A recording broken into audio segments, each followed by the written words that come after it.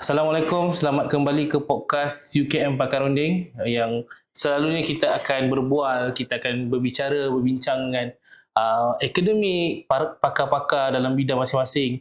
Dan hari ini juga kita bertuah sebab kita akan bincangkan satu isu yang sebagai orang Islam ataupun pengguna di Malaysia ni, kita tak lari daripada menggunakan perkhidmatan halal ataupun untuk mendapatkan makanan halal yang bersih dan sebagainya. Ada banyak isu-isu yang berbangkit, ada banyak isu polemik yang berlaku baru-baru ini dan kita nak bincang tentang isu ini dan saya bawakan seorang yang sangat sesuai untuk kita bicarakan tentang isu itu. Sebelum itu, saya perkenalkan nama saya Izzat daripada UKM Pakar Runding. UKM Pakar Runding ni kalau untuk anda semua yang tertanya-tanya UKM Pakar Runding ni apa? UKM Pakar Runding adalah sebuah syarikat yang mana syarikat ini berdaftar di bawah Universiti Kebangsaan Malaysia, uh, which is sebuah perkhidmatan, sebuah syarikat yang menawarkan servis perkhidmatan perundingan kepada anda luar sana. Jadi mana-mana syarikat, korporat ataupun kementerian, agensi kerajaan yang memerlukan perkhidmatan consultation daripada tenaga akademik Universiti Kebangsaan Malaysia boleh datang ke UKM Pakar Runding. Baik, hari ni saya nak memperkenalkan tetamu kita. Orang yang tak sebenarnya dekat lah, sangat akrab dengan UKM Pakar Runding. Iaitu saya perkenalkan Encik Faizal Saidin yang merupakan juga GM Unipack UKM, GM Unipack bawah UKM Holding lah kan. Yang juga merupakan tenaga pengajar halal yang berdaftar dengan Halal Professional Board JAKIM. Betul? Betul tu Izzat, Izzat. Jadi terima kasih kepada Dr. Izzat kerana sudi menjemput kami untuk berada pada sesi kita pada petang ini dan kita membincangkan satu topik yang telah banyak menimbulkan mungkin salah faham yang perlu kita perjelaskan dengan lebih lanjut pada hari ini. Encik Faizal dah berapa lama kita nak masuk, sebelum kita masuk pasal kronologi macam mana kita nak berdaftar dengan halal, daftar halal dan sebagainya, boleh Encik Faizal kongsikan pengalaman dan berapa tahun dah menjadi tenaga pengajar ni untuk membantu orang untuk mendapatkan halal. Okey. Jadi pertamanya pelibatan Unipack dalam halal ini telah bermula sejak I think dah lama dah kan, sejak awal-awal lagi, dan kita bermula dengan penawaran analisis makmal yang mana kita melakukan analisis berkaitan penentuan DNA, porsin dan sebagainya. Kemudian kita juga tawarkan perkhidmatan analisis dalam menentukan kandungan alkohol dalam minuman. Dan sejak itu kita mula berkembang dan apabila pihak JAKIM menubuhkan Halal Professional Board dan telah pun melantik beberapa penyedia latihan halal, maka Unipack telah pun dipilih untuk mewakili UKM sebagai salah satu daripada penyedia latihan halal. Dan di bawah HPB ini, peranan HPB lah menentukan profesionalisme halal itu dapat dikawal dengan baik dan penawaran modul latihan itu dilakukan secara seragam. Dan bagi wakili UKM, Unipack telah pun dipilih untuk menyelakukan peranan tersebut dan tenaga pengajar kita terdiri daripada pensyarah UKM dan juga kalangan dalaman Unipack sendiri, termasuklah saya. Dan pelibatan kami pada kami antara yang tak awal dipilih sebagai makmal pendidikan halal. Dulu kita ada makmal pendidikan halal bawah JAKIM dan telah pun dimasukkan setelah ada perkembangan yang terbaru. Kemudian kita berkembang dan hari ini kita telah terlibat dalam memberikan latihan, terutamanya latihan dalam memenuhi keperluan di dalam pensediaan halal. Dalam pensediaan halal ini, untuk makluman Dr. Izzat, kita ada beberapa dokumen yang perlu dibaca secara serentak dan semua itu memerlukan kompetensi tertentu supaya setiap pegawai yang melaksanakan terbang sebagai eksekutif halal di syarikat mereka mahir dan dapat mempercepatkan proses halal tersebut. Jadi itulah latar belakang saya tentang Unipack. Kira kalau pengalaman Cik Faizal sendiri berapa tahun dah terlibat dengan industri halal? Halal tu lebih daripada 10 tahun. 10 tahun lah.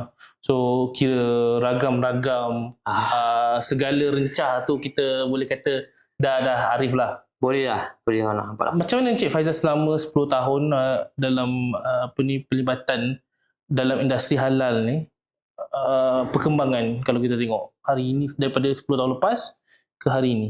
Oh, itu banyak Zat. Kalau saya nak tengok balik, pertama kita kena faham yang industri halal ini merupakan salah satu daripada tujuan utama dalam rancangan Malaysia ke-12. Jadi bila masuk dalam RNK, maka banyaklah dia punya prakasa yang telah dibuat oleh pihak kerajaan maupun dalam kita menjadikan halal ini satu perkara agenda yang diangkat lebih tinggi. Dan untuk dalam perkembangan tu Izzat, kita boleh bahagikan kepada beberapa kategori. Pertama dari segi pembangunan industri, kedua dari segi skop pensilaan itu sendiri. Dalam skop industri itu sendiri, kita boleh lihat bahawa dalam bahasa yang mudah, bilangan pemegang sijil halal di Malaysia sekarang ini telah pun meningkat. Saya difahamkan saya baca baru-baru ini ada sekitar hampir 10,000. Dan kepada post yang dikeluarkan oleh JAKIM, I think dalam baru-baru ni, tahun ni sahaja ada sekitar 12,000 permohonan. 12,000 permohonan untuk sijil halal. Itu yang menyebabkan JAKIM perlu menambah lebih ramai auditor. Ini tengah masuk dalam skop yang tadi, yang kedua, pensijilan. And then dari segi industri itu sendiri, bila bilangan pemegang sijil halal ini dah makin meningkat, very significant, bilangan ekspor juga meningkat. Okay, if I'm not mistaken, dulu saya pernah baca baru-baru ni, bilangan ekspor kita last year adalah more or less 13 bilion US dollar. Okay, dah halal saja. Dan kemudian dari segi yang menarik ni Zat, bila kita kata pemegang sijil halal ni dah makin bertambah, data menunjukkan bahawa lebih kurang 80% tu adalah SME. Okey. Ini menunjukkan bahawa kesedaran SME makin meningkat dan mereka mula untuk mendapatkan pensijilan yang tertentu dalam memberi tambah nilai dalam perniagaan mereka. Dan dari skop industri itu juga, perdagangan sini kita tak nak mengelakkan bahawa halal merupakan satu tambah nilai kepada skop perdagangan ataupun perniagaan. Yang mana apabila kita bercakap tentang business trade, orang akan melihat adanya sijil halal ini boleh membuka lebih banyak ruang perniagaan yang baru, peluang yang baru, dan sekaligus ia akan meningkatkan kadar ekonomi, dan dia banyak ekonomi meningkat, peluang pasaran pekerjaan pun akan lebih banyak. Maka peluang untuk kita punya para graduan kan akan lebih tinggi di situ, tingkat kadar kemudian pasaran. Dan dia pergi skop pada yang kedua pula, perkembangan dari segi pensijilan halal pula, kita dah mula ke arah pendigitalan. Jadi sekarang ini hampir semua permohonan dia akan berarah pendigitalan. Nak apply pun online, ada portal, kalau saya pihak nak mohon sijil halal.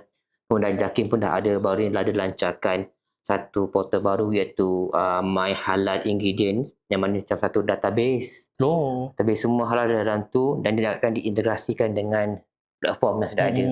Kan? Jadi dia akan membantu untuk memudahkan, memendekkan lagi tempoh permohonan halal itu daripada pihak syarikat, yang mana tak perlu lagi nak buat double entry sebagainya. Semua dah ada data. Malah daripada sudut pengguna juga, kita pun dah mula ke arah pendigitalan.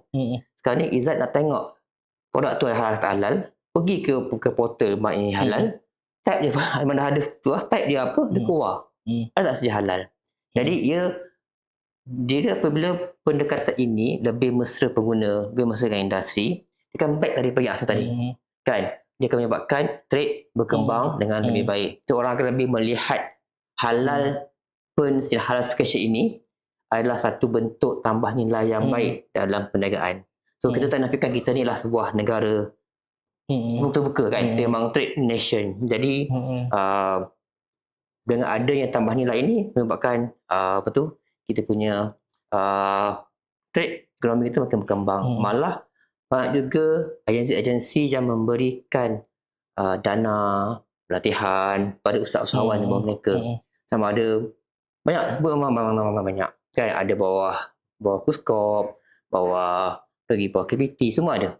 Tu sama ada segi nak melatih peserta sampai kepada industri, memberikan capacity building kepada syarikat untuk dapatkan halal. Malah MITI pun bawa pengusaha pergi ke luar negara promote benda halal kan. Jadi in short, industri halal kita dah semakin matang kan.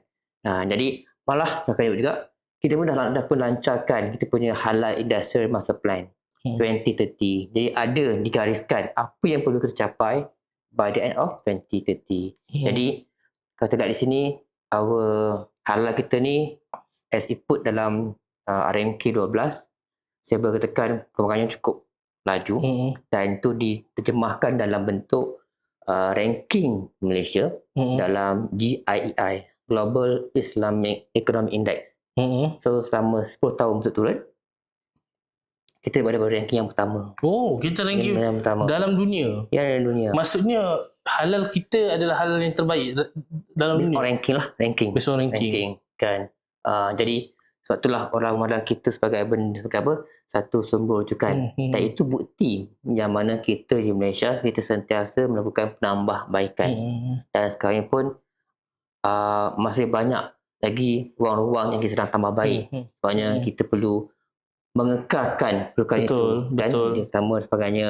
Dan sebab itulah kita di sini kena faham bahawa setiap perkara yang kita buat itu ada sebab tertentu yang kita buat.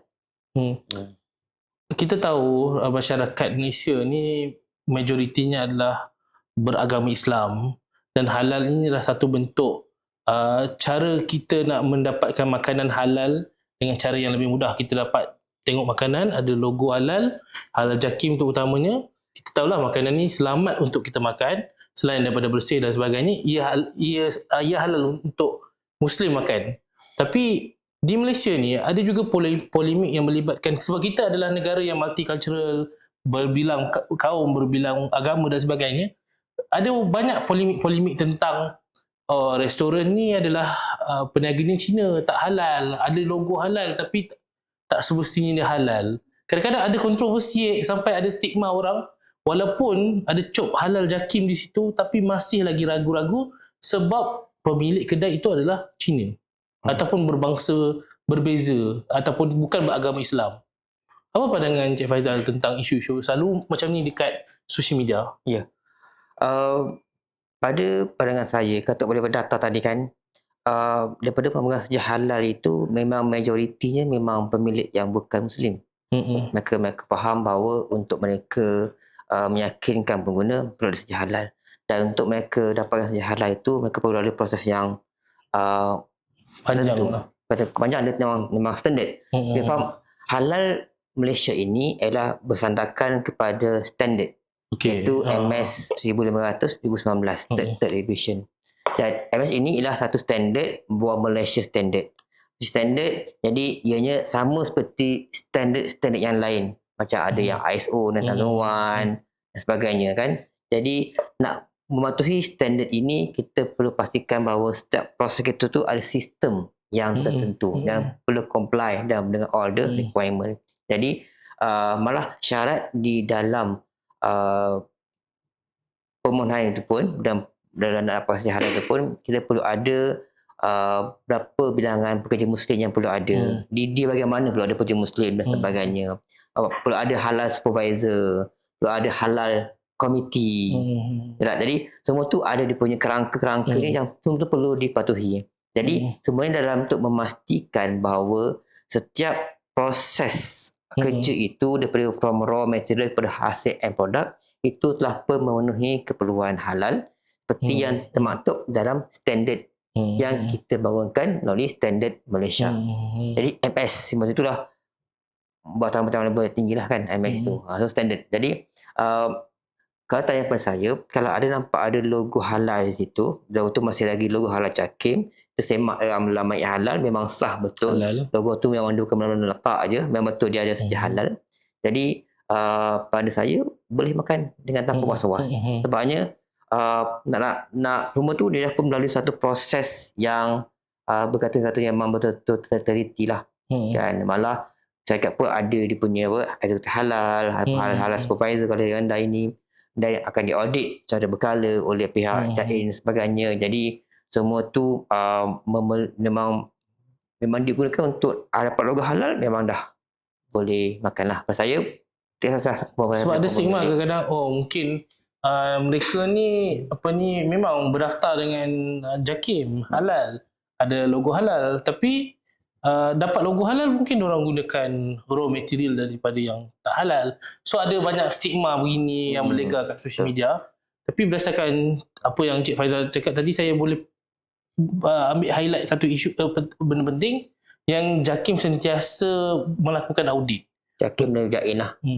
Sebab kalau kita tengok juga ada banyak juga kadang-kadang keluar dekat social media yang macam JAKIM semak balik yang orang tu ada satu syarikat dia menunjukkan logo halal, tapi logo halal dia pendaftaran dia dah tamat tempoh. Yang macam tu macam mana pula sebenarnya isu tu? Okay. Kalau daripada guideline, dia syarikat perlu apply untuk pembaharuan sejarah halal ni tempoh dia 6 bulan sebelum tamat. Maksudnya kan, tempoh 6 bulan sebelum tamat tempoh. Jadi sekiranya tak tamat tu, biasanya kan portal keluar lah mana yang hampir tamat dan sebagainya. Jadi kita sebagai pengguna benar-benar nampak lah dalam portal tu, menampak lah bila masa ni akan tamat dan sebagainya. Jadi itu memang tanggungjawab majikan pemilik sejarah halal, dan mereka ada eksekutif halal yang akan bertanggungjawab terhadap tersebut. Eksekutif halal ini ialah individu yang telah pun dilatih oleh PLH, saya kata kami, dan mereka dah pun dapat sijil eksekutif halal daripada pihak JAKIM sendiri. Dan arti kata lain, mereka ini ialah wakil ataupun duta JAKIM dalam syarikat tersebut bagi memastikan setiap proses tersebut mematuhi bukan sekadar halal, malah kepulauan-kepulauan yang lain seperti kepulauan KKM, PBT dan sebagainya. Kalau halal pun kalau tak daftar dengan PBT pun haram juga je kan. Tak sah kan. Jadi semua saja dia akan bagi banyak pihak. Jadi mungkin perlu sampai kita galakkan pada pengguna untuk kita sama-sama tengok apakah yang diajar dalam modul halal tersebut, supaya mereka nampak lah, okay, memang proses ini satu standard, proses dia memang teliti lah. Boleh Cik Faizal kongsikan dekat kita macam mana proses pendaftaran ataupun daripada awal, mungkin daripada orang tu nak apply, daftar dengan halal sehingga hujung tamatnya proses tu, mungkin secara ringkas lah. Panjang. Kalau dalam proses dalam modul eksekutif halal tu ada modul halal certification process, itu pun 3 hari punya kelas kan. Kebiasaannya saya bercakapkan di sini kenal ilmu lah. Ilmu dia halal punya halal standard ni dia sama macam standard yang lain. Nak apply ISO ke JMP ke, kena ada ilmu dulu dan comply dengan itu. Cuma to answer question in a very simple way, kalau kita nak tengok kat sini, kita boleh mulakan dengan senaraikan raw material dulu. Bahan mentah. Pastikan bahan mentah yang kita ada tu ada sijil halal. Itu nak start. Kan? Tu point lah nak start dulu, tu yang saya sebut start dengan raw material dulu. Raw material list, dapat pastikan semua itu pun tu ada halal. Dan sistem pun kena tengok. Sistem kita daripada bahan mentah sampai habis kena tengok lah. Kan? Comply dengan apa tidak ada benda-benda yang tidak yang haram. Tapi selain daripada bahan mentah tu juga, saya juga carankan untuk kita start dengan hantar staff untuk pergi latihan. Okay. Siapa company nak buat nak halal, the first thing we always advise, dapatkan latihan yang betul. Hantar staff pergi latihan, sebab dia ada one who akan buat benda ni. Kan? Jadi kalau mereka dah diberikan latihan, mereka tahu apa perlu dibuat. Dah dibuat, mereka tahu daripada how to start and where to start. Kan? Dan dengan itu, more or less berhantar latihan, dapatlah latihan yang berkualiti, eksekutif halal dan sebagainya, dan mereka tahulah apa yang perlu dibuat lah. Mereka boleh buat dan akan nampak, dan dia pegang komitmen daripada majikan sendiri. Sebab komitmen daripada majikan itu memang penting dalam kita memastikan proses sokongan terhadap tim ni nak dapat sejarah halal ni disokong supaya dapat halal cert. Aimnya memang dapat sejarah halal. Okay. Banyak syarikat yang saya, banyak ada syarikat yang saya nampak, mereka nak dapat sejarah halal tapi mereka belum bersedia sepenuhnya. Sebenarnya bukan masalah halal pun, mau pada benda yang macam contoh tak daftar dengan PBT. Kan tak daftar dengan KKM lagi. Jadi kalau itu pun belum selesai, tak boleh dah. Dia halal ni dia ialah antara nak start tu mesti dapatkan lesen dulu. Lesen dengan PBT, dan daftar dengan Kuantan Kesihatan. Kalau buat macam apa premis makanan tu kena dapatkan best kan. Pekerja kena cucuk typhoid. Betul kena.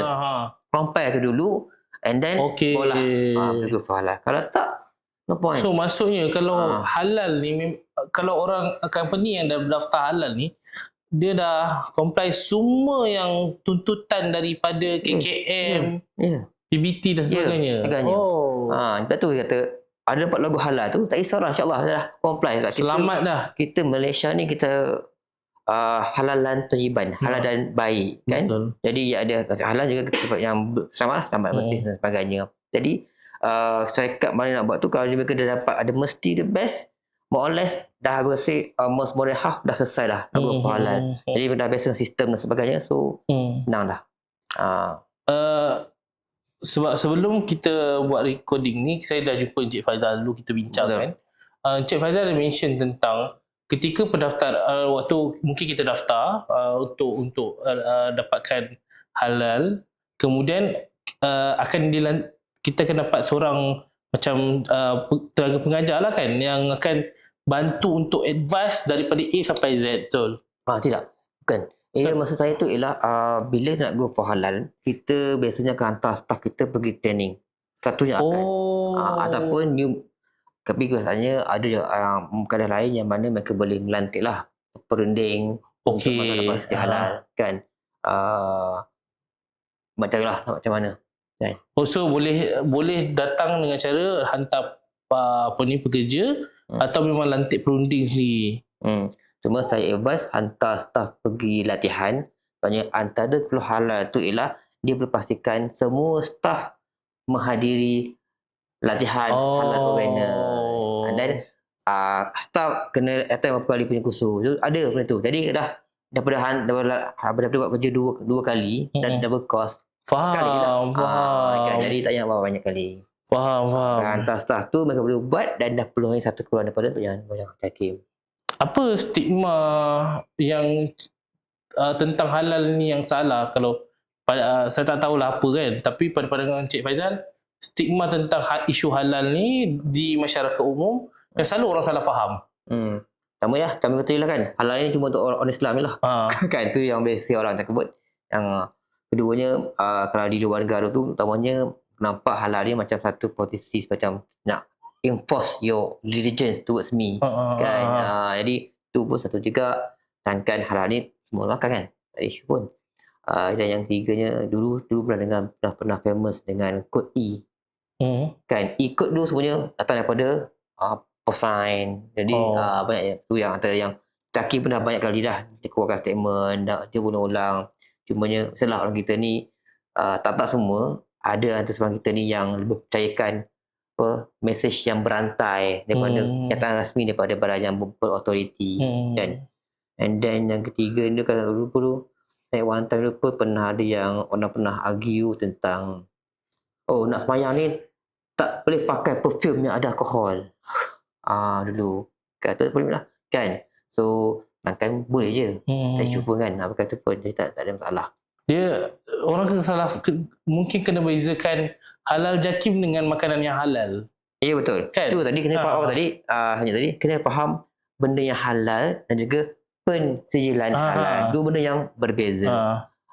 Kedai yang sedang pergi makan, contohnya kedai nasi lemak yang dijual oleh kawan-kawan kita pergi makan, dah halal lah kan. Kita tahu kawan kita tu dia memang baik, pergi main super yang selalu kan, dia memang masakan halal. So makanan tu dia yakin halal, cuma dia itu halal dari hukum tak salah. Biar nak talking about kita buat pensijilan halal. Betul.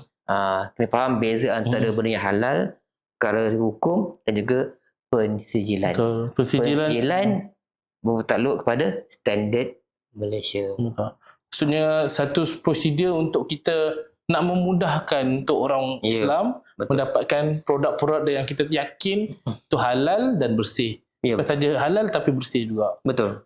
Ada satu polemik yang baru-baru ni jadi ketika kita menandatangani perjanjian di antara perjanjian dagang di antara Amerika Syarikat dengan Malaysia. Ya. Dan salah satu antara klausanya adalah kita akan menerima dan mengguna pakai halal di Amerika Syarikat. Kemudian isu ni jadi satu polemik juga yang mengatakan kita kompromi dengan halal di luar negara. Sedangkan standard JAKIM sangat tinggi dan sebagainya, tiba-tiba kita boleh menerima kalau halal di luar negara yang bersifat di swasta dan mudah untuk beri sijil halal kepada syarikat di sana, kita boleh menerima pula. Apa pandangan Cik Faizal tentang isu ni sebenarnya? Soalan yang baik. Memang itu pun banyak yang tersebar di dalam sosial media. Bukan hanya satu, banyak lagi lah, ramai yang saya lihat dalam media sosial pun memang sebut benda gini. Jadi yang pertamanya, to go back to the klausul tersebut kan. Klausul tersebut klausul 25 kan, kata tadi klausul 25 yang nombor 2. Betul, kita tahu. Cuma dia kawasan klausul tu dah ada tambah ayat, ada satu perkataan yang penting, iaitu kata kuncinya designated by JAKIM. Halal body designated by JAKIM. Berkeyword lah designated. Maksudnya dalam bahasa kita ni dilantik oleh JAKIM. Maksudnya kalaulah CB tersebut, badan pensijilan CB, Certification Body tersebut tidak dilantik oleh JAKIM, maknanya tak takluk dalam that klausul. Okay. Back to that art dan juga ni kan. Pertama kena faham beza art dan juga FTA. FTA free trade agreement ni dia macam benda yang awak nak, saya nak. Kan? If you want to protect this one, I protect this one.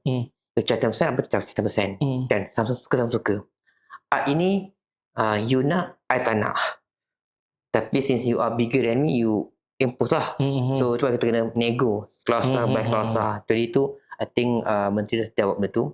Jadi, halal ini antara benda yang dah disebut. Sebabnya, benda ni dah laku lama dah. Dulu pun, I think sebelum pun, mereka ada pihak di luar negara tu melihat halal certification ini sebagai satu bentuk TBT, Technical Barrier to Trade. Mereka katakan itu bertentangan dengan WTO agreement. Jadi apabila kita Malaysia berjaya counter that narrative dengan baik sekali, kita nak respect tim yang counter that narrative. So kita berselesa dengan JAKIM halal certification ini setelah satu standard yang bersifat voluntary. Okay, voluntary. So bukanlah wajib. So kalau voluntary tu, you datang Malaysia nak pun, saya pun boleh, tapi dia voluntary. Kan, voluntary, bukan satu paksaan. Tu we can counter the narrative. And then apabila art ni kamu balik, dia keyword lah designated. Ni kalau orang tak faham. Designated by JAKIM dan dilantik oleh JAKIM. Okay, dan ni bukan perkara yang baru. Sebelum kita sign art ini pun, kita dah memang ada more than 40 countries, if I'm mistaken, okay, ataupun CB, yang dah pun mendapat pengiktirafan daripada JAKIM. Okay. Dalam dokumen terkini, JAKIM dia ada 3 badan pensijilan halal di US yang telah pun mendapat pengiktirafan daripada JAKIM. Dan antaranya dah Ivanka dan sebagainya lah, kan. Jadi to understand that, kena faham dia punya kenapa benda ni kita buat. JAKIM merupakan badan mewakili pihak kerajaan, kan, kita Islam lah kerajaan. Di luar negara, negara-negara yang bukan Muslim, mereka tidak ada badan yang khusus untuk halal, kan. Jadi kebanyakannya CB mereka terdiri daripada syarikat swasta ataupun NGO, kan. JAKIM pula, proses kita sama. Di Malaysia, siapa yang apply sijil halal perlu di audit, kan. Skop kita di Malaysia lah, JAKIM di Malaysia lah, kan. Kalau tiba JAKIM pergi audit di negara seberang, dah melanggar skop bidang kuasa, kan, dah buat kerajaan, kan. Tak kena. Itu pada saya. Jadi JAKIM mengiktiraf. Dia pun tak ada paksaan, tak siapa yang push siapa ni, atas secara sukarela, secara bilateral agreement. Sebabnya nak memudahkan supaya syarikat produk tu boleh trade, boleh berlaku dengan mudah. Kalau tak, bayangkan syarikat daripada luar negara nak dapat eksport ke Malaysia, tak ada halal, tak jual. Kan? Tapi kalau ada halal sana, bolehlah nak dipermudahkan. Kan? Kalau nak apply kat Malaysia, nak pergi ke negara luar, nak pergi audit, kos mahal, lambat sebagainya. Itu akan lebih menimbulkan more polemik lah itu. Jadi kita pihak JAKIM telah mengamalkan konsep kita secara bilateral kan dengan negara dan CB tersebut. Mereka mengiktiraf CB tersebut. Okey. CB kan macam di US kan ni, kita ada Ivanka, ISA dan there's another one lah yang saya lupa nama dia dekat Florida. Jadi syarat nak jadi CB yang diterima oleh JAKIM ini ada syarat tertentu dia. Yang saya tahu yang pertamanya pemilik CB tersebut mestilah Muslim. Okey. Dan dia mesti ada pakar syariah dalam CB tersebut. Dan juga mesti ada pakar teknikal. Tak ada ni, tak boleh lah. Kan tak dapat. Kemudian, dia juga, JAKIM juga akan buat lawatan, engagement dengan audit dengan CB tersebut yang masa peringkat awal nak tengok sama ada fatwa mereka sama tak dengan kita.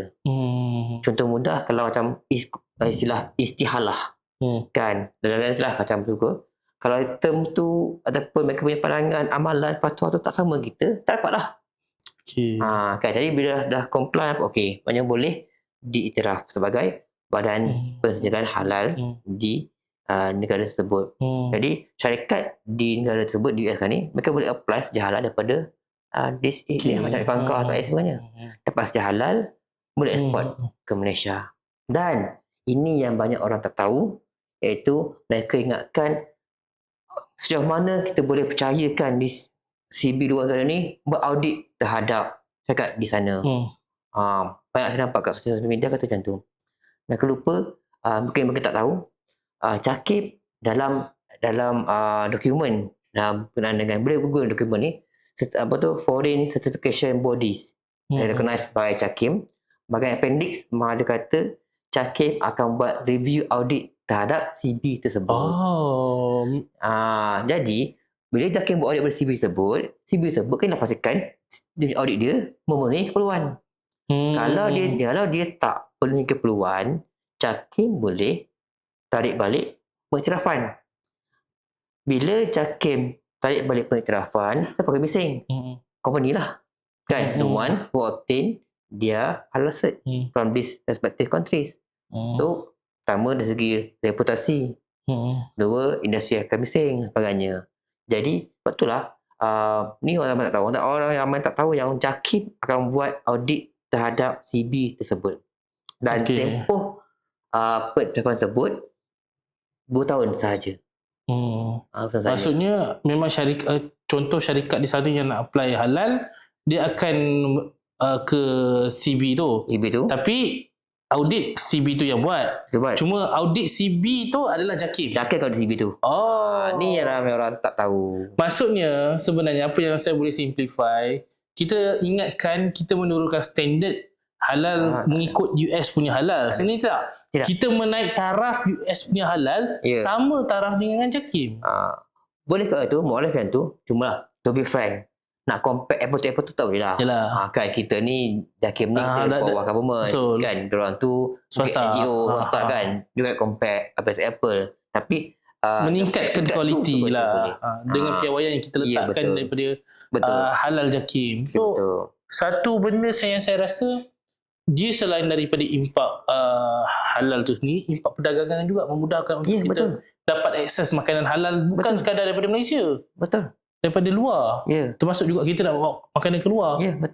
Betul pun kita now our produk kita ni penting yang kita punya pusat sepanjang kita perlu gunakan peluang ni ekspor produk kita ke luar negara. Ke Amerika Syarikat kan. Jadi peluang tu besar. Tapi nak ekspor ke negara luar pun kita pun perlu patuhi, bukan sekadar halal je lah. Perlu patuhi juga mereka punya ada requirement macam labeling. Betul kena stick patuhi juga. Tu betul lain. Dia bukan halal saja, dia banyak lagi punya perlu patuhi. SPS sebenarnya dan more on that. Jadi in short tu dia. Nak jadi halal CB luar negara yang JAKIM iktiraf ni bukanlah satu benda yang macam mata yang boleh kena bayar. Tak ada. Dia kena melalui proses yang tertentu. Jadi itu dia. orang ramai tak faham ke, orang tak tahu yang ada JAKIM akan audit CB tersebut secara berkala. So sebenarnya proses tu dia bukanlah satu layer. Ya, Ada banyak layer dan ada piawaian yang memang tak boleh tipu dan tak ada jalan mudah sebenarnya. Betul. So selamatlah sebenarnya dan dia membantu juga untuk kita. Yelah, macam Cik Faizal cakap tadi, halal JAKIM ni antara halal yang terbaik juga di dalam dunia. Secara tak langsung kita membantu juga rakan dagang kita halal di Amerika, di US kan. Betul. So sekarang ni apabila kita melihat, kalau nampak dia dilakukan, jadi mungkin ramai lagi pedagang di US akan dapatkan sejarah halal. Kan? Ini tak langsung dia boleh kita dia bantu naikkan halal nasi di dunia ni. Tapi kita faham juga yang US ialah market yang besar. Yang market yang besar yang perlu kita cuba untuk penetrate, kan? Dan kami buat tadi pun kita halal ni pun saya suka posisikan halal ni, halal certification bukan halal hukum, halal punya halal certification ni sebagai satu added value kepada perdagangan tu. Sebab kata dulu pun orang nampak kalau kita nak approach luar tu, kita posisi halal ni, halal produk ni selaku benda yang baik dan sebagainya. So dia boleh memberikan satu naratif yang baru terhadap agama kita lah. Di luar negara, saya ada pernah tengok satu syarikat minuman yang dia cuba pasarkan minuman dia. Saya tak ingat ke mana, tapi Jepun kot tak silap saya. Kemudian dia kata, pemilik syarikat tersebut kata yang dia terpaksa membuang halal, logo halal untuk memasarkan produk di sana. Kerana dia boleh memberi satu tanggapan sebab seolah-olah macam Cik Faizal cakap lah kot, nak berdakwah dan sebagainya. So impak tu juga ada. Tapi ialah buah mulut orang netizen ni tak faham tentang isu ini.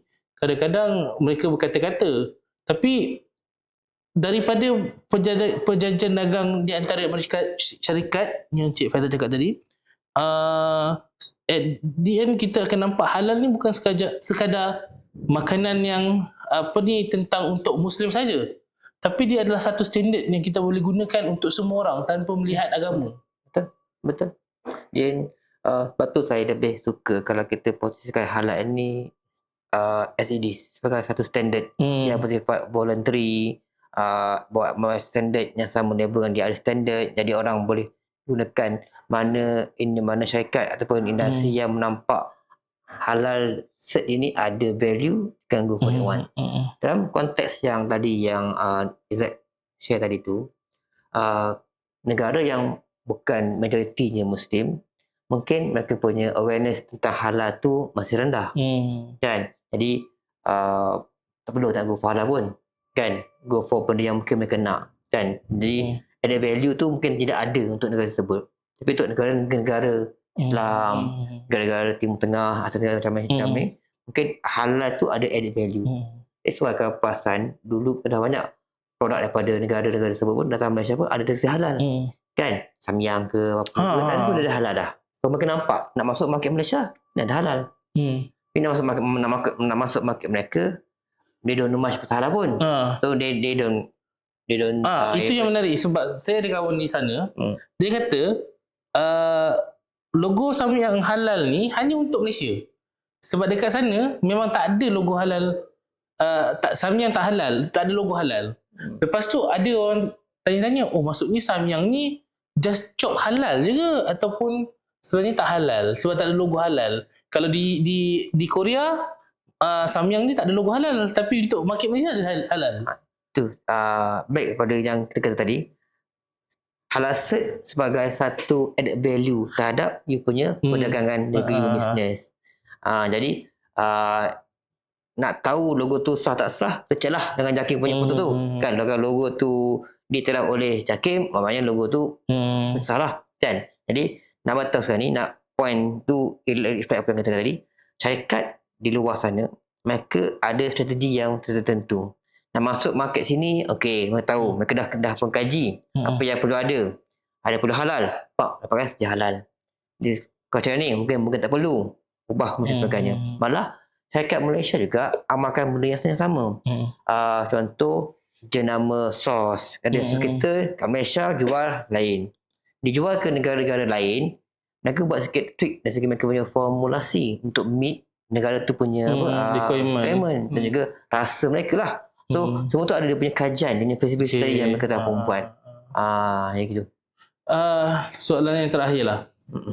Macam mana contoh kita tahu di Malaysia ni ada banyak kedai restoran-restoran luar yang masuk.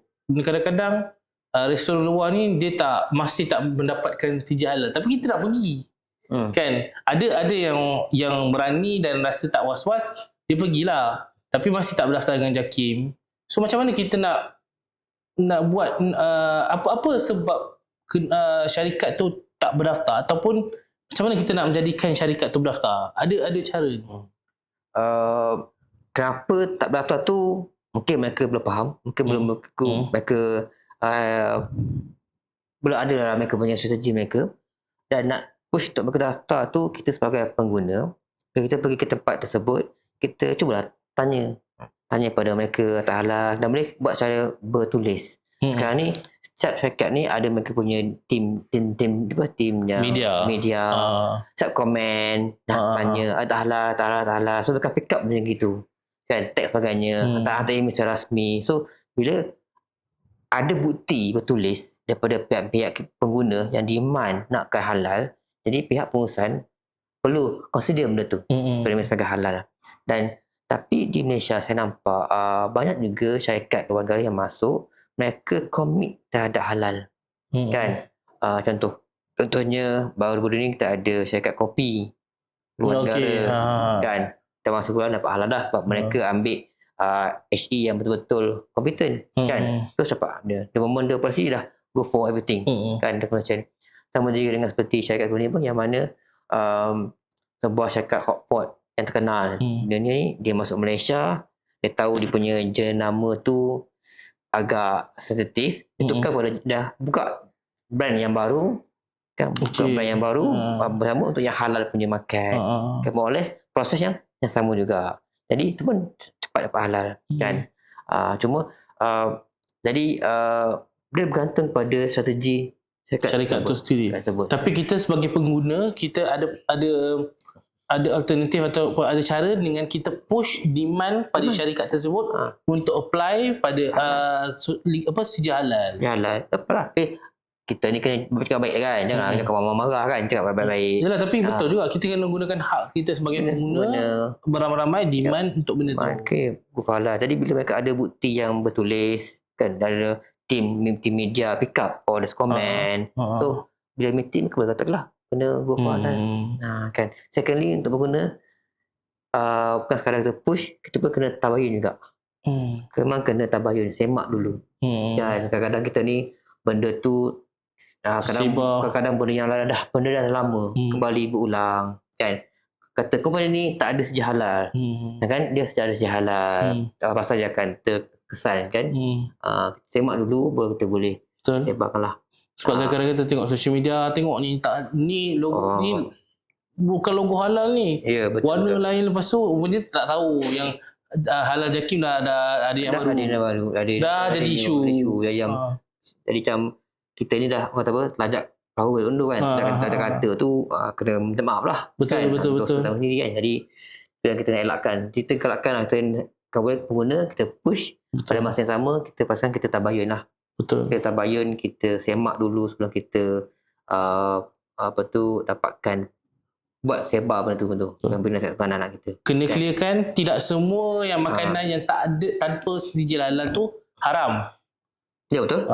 Tapi dalam masa yang sama, kalau makanan yang ada sijil halal tu confirm halal, bersih dan selamat untuk dimakan. Allah, JAKIM dah confirm dengan Jain. Proses ni dia dapat halal ni kat Malaysia. Proses halal ni, dapat halal ni dia betul-betul kita patuh pada perlembagaan. Dia konsistensi memang dah matang dan lengkap. Kalau kita di Selangor kan, saya tambah sikit. Apply sijil halal di Selangor, kita apply melalui portal MAI Halal dekat JAKIM. At the same time, we also need to send one copies of document tersebut kepada pihak JAIS dan MAIS. Dan JAIS yang akan buat audit. Sebab apa? Banyak as per our perlembagaan kita, agama Islam, agama persekutuan, tapi dari takbir urusnya di bawah Sultan. raja-raja. Nampak tak?